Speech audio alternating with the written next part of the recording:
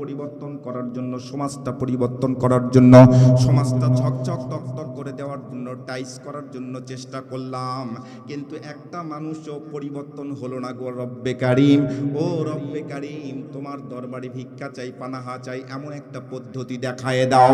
এমন সময় কিতাবওয়ালা কিতাবের মধ্যে লেখে, জিব্রাইল আমিন আল্লাহর পয়গম্বরের সামনে উপস্থিত। চিৎকার করে একটু বলুন সুবহানাল্লাহ।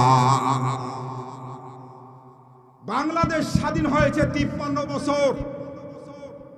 53 বছর স্বাধীনতা অর্জন করেছে।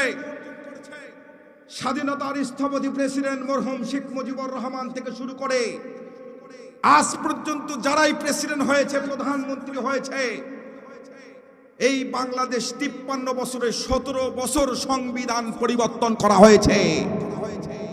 17 বছর সংবিধান পরিবর্তনের মধ্য দিয়ে সবাই চেষ্টা করেছে